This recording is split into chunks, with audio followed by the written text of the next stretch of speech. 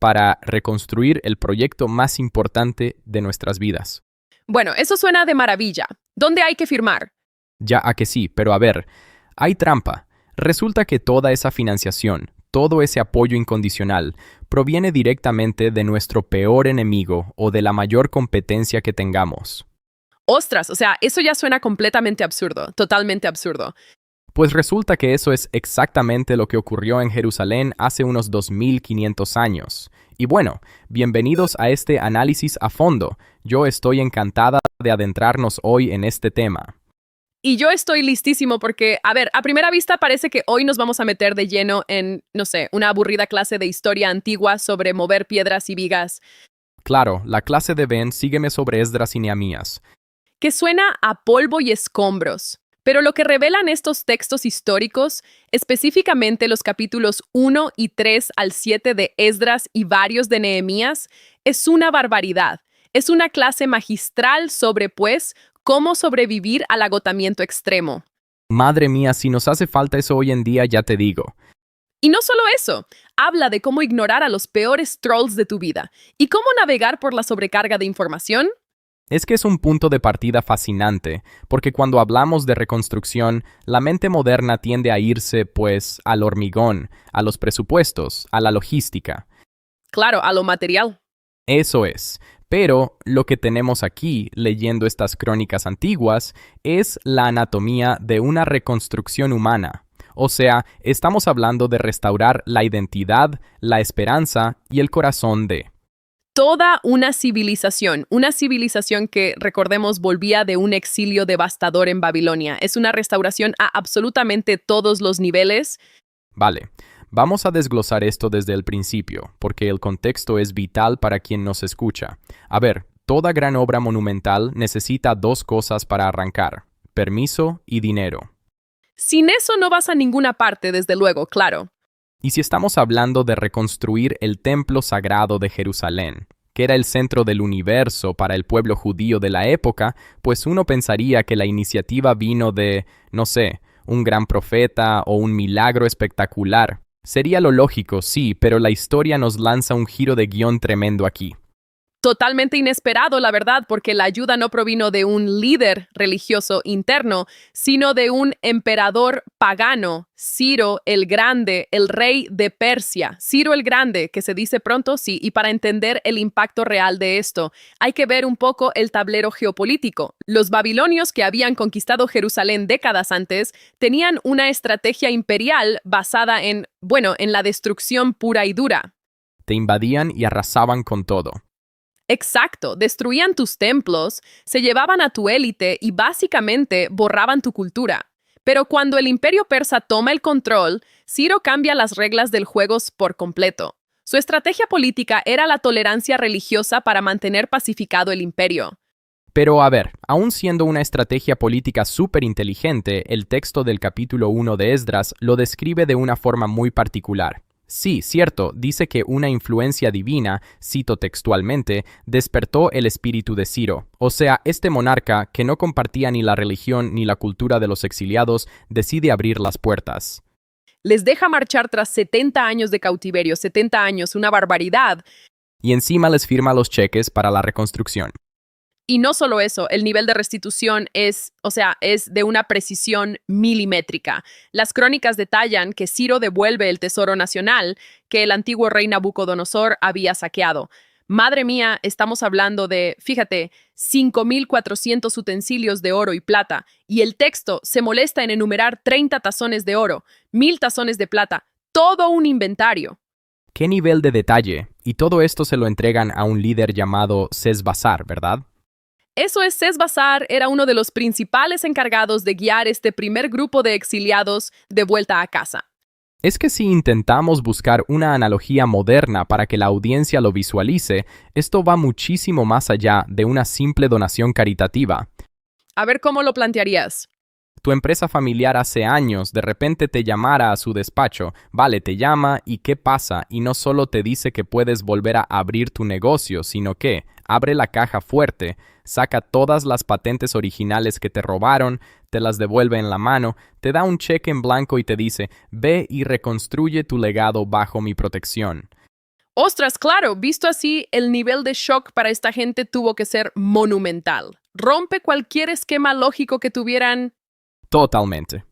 Y de hecho rompe los esquemas lógicos y sociales de la época. Hay un principio interesantísimo que analistas modernos extraen de aquí. Por ejemplo, líderes religiosos modernos como Ezra Taft Benson subrayaban mucho esto. ¿Qué decía exactamente?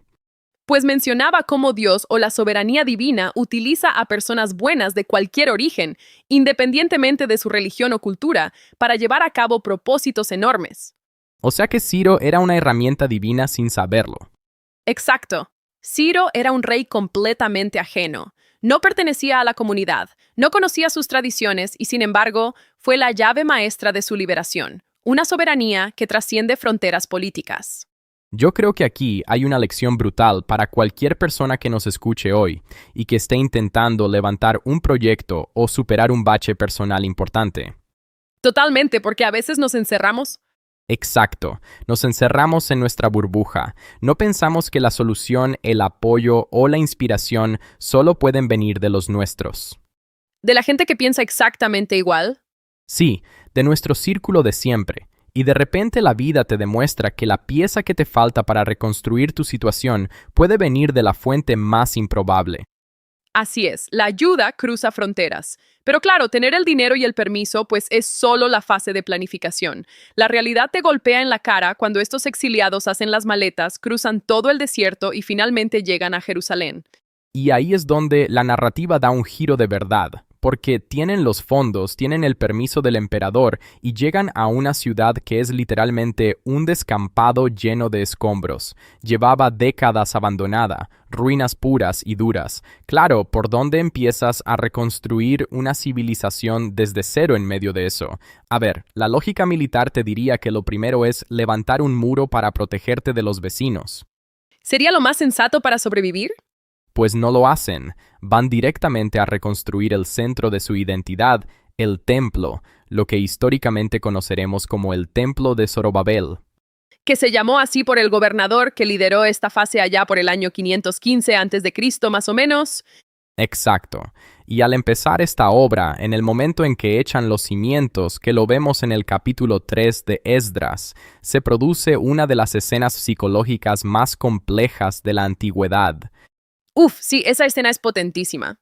El relato describe que hay una multitud enorme reunida. Por un lado, mucha gente, sobre todo los jóvenes, estallan en gritos de alegría, han puesto la primera piedra, hay esperanza, pero al mismo tiempo los ancianos de la comunidad estallan en un llanto incontrolable, o sea, lloran a gritos, y la crónica dice textualmente que el ruido era tal que no se podía distinguir. El sonido de la alegría, del sonido del llanto. Todo se mezclaba en el aire, una locura acústica y emocional. Espera, a ver, paremos un momento, porque aquí es donde mi mente se queda atascada. Esta gente ha pasado décadas soñando con volver, cruzan un desierto interminable, consiguen poner los cimientos de su lugar sagrado y los ancianos se ponen a llorar desconsoladamente. Ya choca muchísimo.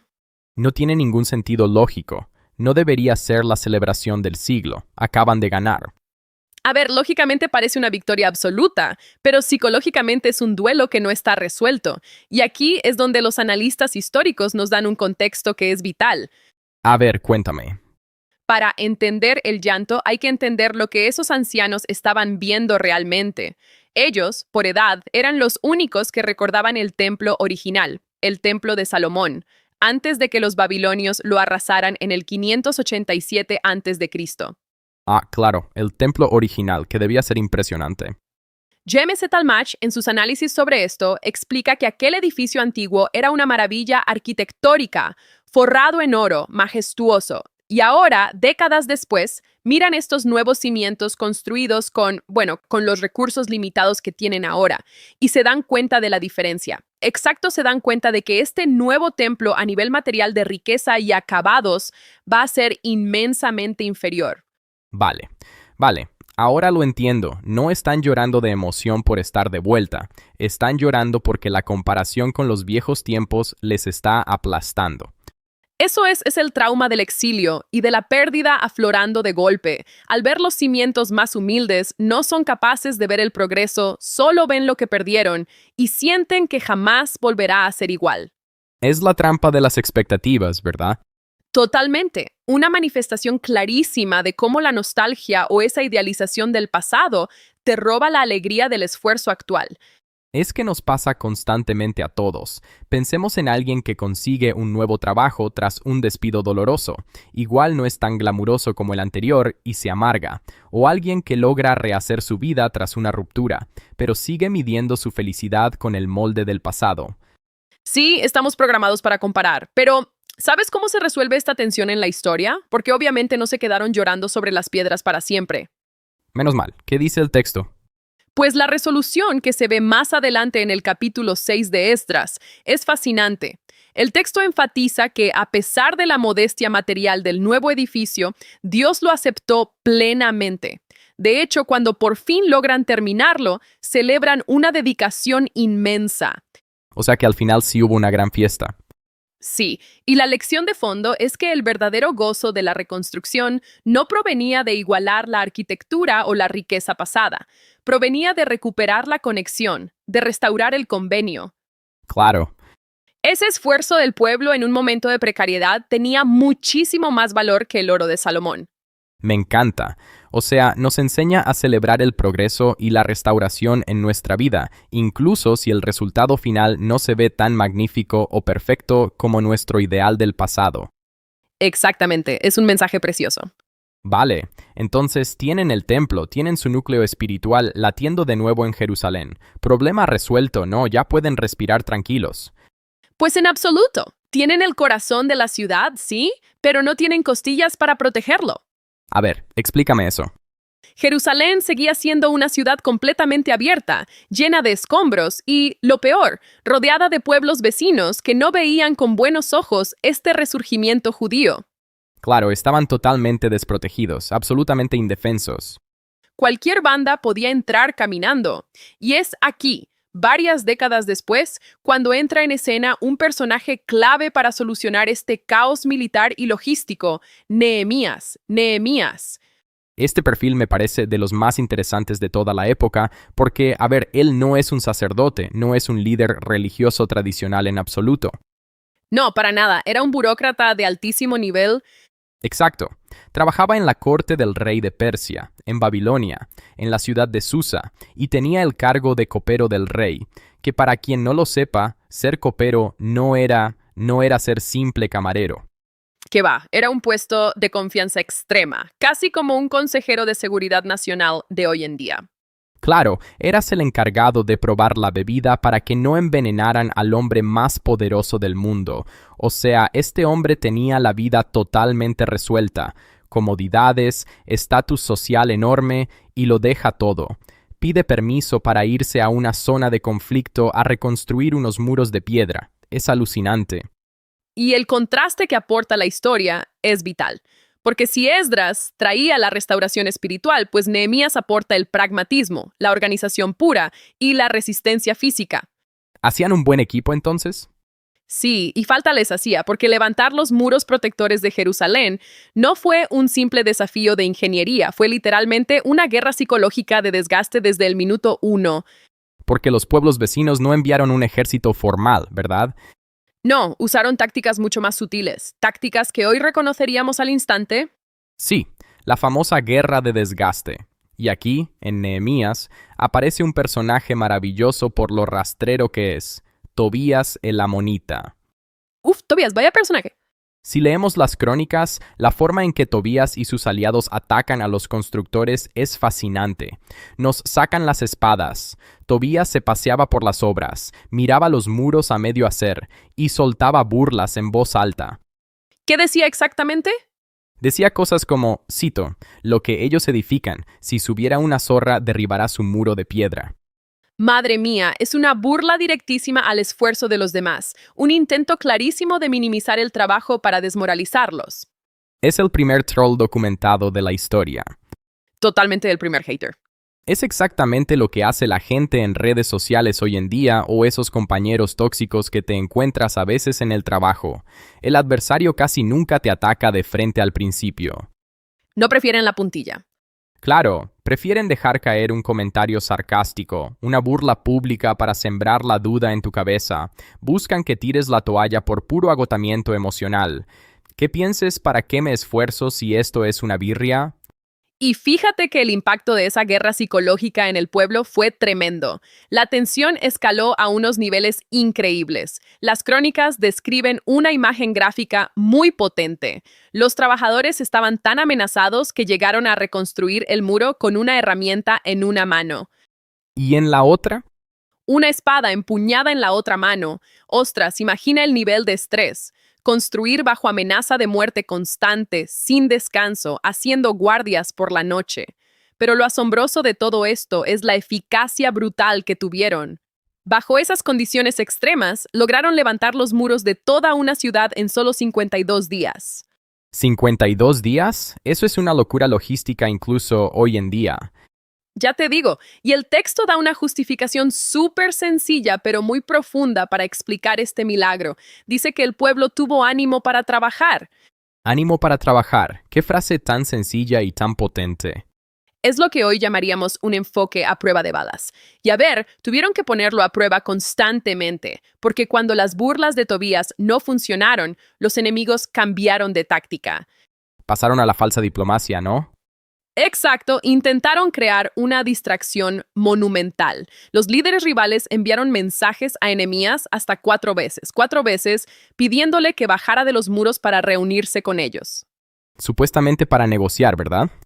Sí, en un lugar llamado la llanura de Ono, resolver el conflicto pacíficamente, decían. Pero eso huele a trampa desde kilómetros. Quieren sacarlo de su elemento, detener la obra y probablemente quitarlo de en medio, lejos de su gente. Pero si conectamos esto con el panorama general, la respuesta de Nehemías a estas invitaciones es, de verdad, una de las mejores lecciones sobre gestión de la atención que existen. ¿Qué les contestó? Respondió con una claridad asombrosa. Dijo, estoy ocupado en una gran obra y no puedo ir o en otras traducciones más literales, no puedo descender. Uf, me encanta, no puedo descender. Analistas contemporáneos como el presidente Utzdorf han conectado este evento con el problema moderno que tenemos hoy con las distracciones. Señalan que la grandeza espiritual consiste precisamente en mantener el enfoque en tus prioridades frente a la intimidación y el ruido del mundo. Es que pensemos en lo facilísimo que es descender hoy en día. Tienes tu gran obra, ya sea tu familia, terminar un proyecto vital o tu propia salud mental, y de repente te llega una notificación al móvil o te metes en un debate irrelevante en internet o en alguien que ni conoces. La inercia, el ego, nos pide a gritos que bajemos del muro, soltemos el ladrillo y nos pongamos a discutir en la llanura. Para intentar ganar una discusión que en el fondo no aporta absolutamente nada. Nehemías entendió algo clave. El simple acto de detener la obra para debatir con un saboteador ya es una victoria para ese saboteador. Totalmente cierto. Nehemías valoraba su tiempo y su propósito muchísimo más que las provocaciones de 4 trolls. Los muros se levantaron porque alguien se negó en rotundo a ceder el control de su atención y con esto, por fin, se cierra la protección física de Jerusalén. Vale, recapitulamos. Tenemos el templo reconstruido, tenemos los muros terminados, el perímetro es seguro, y ya no hay amenazas físicas inminentes. Todo parece perfecto, pues uno pensaría que aquí se acaban los textos y comieron perdices, ¿no? Pues va a ser que no. Claro, la historia da un último giro porque, unos muros inexpugnables de piedra no sirven absolutamente de nada si la gente que vive dentro está vacía por dentro. Ahí le has dado. Ese es el problema crítico al que se enfrentan ahora en el capítulo 8 de Nehemías. ¿Tienen la infraestructura? Sí. Pero tras tantas décadas de exilio, la identidad del pueblo estaba completamente fracturada. Habían perdido sus raíces. Imagínate, muchas de las nuevas generaciones ni siquiera conocían sus propias leyes. Sus tradiciones se habían diluido y muchos no hablaban su idioma original de forma fluida. Habían sido asimilados culturalmente en Babilonia. Claro, eran más babilonios que judíos en ese punto. Así que presenciamos el clímax de la historia, la restauración interna y la... Escena de Nehemías 8 es sobrecogedora. A ver si nos la podemos imaginar. Todo el pueblo se reúne en una plaza pública como un solo hombre, dice el texto, y le piden a Esdras, que era un escriba experto, que traiga el libro de la ley. El libro de Moisés. Eso es, y Esdras se sube a un estrado de madera inmenso y empieza a leer a viva voz desde que sale el sol hasta el mediodía. A ver, que estamos hablando de unas 6 horas ininterrumpidas de lectura. 6 horas. 6 horas. Y la gente, ojo a esto, se pone de pie todo ese tiempo, escuchan durante horas y de repente la multitud entera rompe a llorar de forma inconsolable. Es una reacción brutal y aquí tengo que hacer de abogado del diablo un momento. Entonces, ¿qué significa todo esto para nosotros? Porque hoy en día llevamos todas las escrituras, todas las bibliotecas del mundo en un teléfono en el bolsillo. Literalmente todo el conocimiento a un clic. Sin embargo, a la mayoría nos cuesta horrores mantener la atención en un artículo más de 5 minutos. ¿Cómo es posible que esta gente estuviera de pie 6 horas escuchando unas leyes antiguas y acabaran llorando? Así hemos perdido el hambre espiritual por culpa de esta sobreabundancia de información. Pues es una pregunta muy buena, y para responderla hay que entender un detalle técnico que aporte el texto. Es que Esdras no estaba simplemente leyendo del tirón de forma monótona. No, las crónicas explican que él y un grupo de asistentes, los levitas, iban haciendo pausas. Ayudaban al pueblo a, cito, entender la lectura. O sea, les daban contexto. Eso es, traducían el texto y sobre todo explicaban el sentido profundo de esas leyes. El verdadero estudio requiere meditación y aplicación, no solo tragar palabras. O sea, no era un dictado aburrido, era una inmersión cultural enorme. Exactamente. Y la razón por la que rompen a llorar es por el golpe de realidad. Al escuchar los convenios de sus antepasados, toman conciencia del abismo gigantesco que había entre quienes debían ser y en lo que se habían convertido. Un llanto de arrepentimiento, claro, arrepentimiento profundo y dolor. Por ese patrimonio espiritual que casi dejan morir en el exilio, las escrituras les devolvieron su identidad. Es una reacción visceral, y esto conecta muchísimo con algo que decía Susan Wittener. Ella hablaba de tener hambre de las escrituras. Qué buena frase es que cuando algo es escaso, su valor se multiplica. Esta gente tenía un hambre voraz por reconectar. Nosotros, en cambio, vivimos empachados de información constante, y muchas veces eso nos provoca una desnutrición espiritual enorme. Tragas mucha información, pero no asimilas nada. Exacto. Pero lo más hermoso de este pasaje es cómo gestionan los líderes ese llanto masivo. Ante esa culpa, Esdras y Nehemías no aprovechan para machacarlos. No, para nada. No usan las escrituras para condenarlos por su pasado. Las usan para restaurarlos. Les ordenan que dejen de llorar, que vayan a celebrar, que coman y compartan porque les dicen, y esta frase es mítica, el gozo de Jehová es vuestra fortaleza. Es un cambio de paradigma espectacular. Les están diciendo, mirad, la habéis pifiado durante décadas, ¿vale? Pero hoy habéis recuperado la brújula y eso es motivo de fiesta, no de funeral. Transforman la culpa en una energía que empodera muchísimo. Es el broche de oro a la reconstrucción de un grupo de exiliados traumatizados a un pueblo con identidad y propósito firme. Bueno, si tuviéramos que sintetizar todo este viaje inmenso para nuestra audiencia de forma ágil, diríamos que toda reconstrucción personal pasa por lo que hemos visto. A ver, resúmelo. Primera fase, aceptar ayuda inesperada como pasó con Ciro. Segunda, lidiar con la nostalgia y las expectativas del pasado frente a lo nuevo, como los ancianos ante el templo. Tercera, bloquear las distracciones y los trolls diciendo que no puedes descender como Nehemías. Y cuarta, anclarse en conocimientos profundos como Esdras leyendo la ley para restaurar el interior. Exacto, es una ruta fascinante. Totalmente, pero esto plantea una pregunta importante, porque antes de cerrar, hay un detalle histórico extraído de los artículos de ese Kent Brown que añade una capa muy provocativa a todo esto. A ver, cuéntanos ese último apunte. Pues resulta que cuando los exiliados regresaron para reconstruir su templo, había poblaciones en la zona, los samaritanos, que se habían quedado allí y se habían mezclado culturalmente. Vale. Y cuando estos samaritanos ven las obras, se acercan a los judíos y se ofrecen a ayudar en la reconstrucción del templo. ¿Y qué pasó? Que los judíos rechazaron su ayuda tajantemente. Consideraban que no eran puros y que contaminarían la obra. Este rechazo dolió tanto que los samaritanos decidieron construir un templo rival en el monte Gerizim. Madre mía, y eso, fíjate, creó una división religiosa y un rencor profundísimo que duró siglos.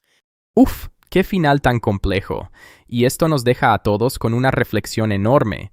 Cuando estamos reconstruyendo algo sagrado o vital y estamos tan concentrados en proteger nuestra gran obra, ¿cómo manejamos a los que quieren ayudar, pero no encajan exactamente en nuestros criterios? Es un peligro muy real. Porque a veces la forma tan rígida en que protegemos la obra hoy puede crear los mismos muros que nos dividirán y nos aislarán en el futuro. Ahí queda eso para pensarlo, pues con esta reflexión cerramos nuestro análisis a fondo de hoy. Animamos a todos los que nos han acompañado a pensar cuál es esa gran obra de la que no pueden permitirse descender hoy. Muchísimas gracias por estar ahí y hasta la próxima.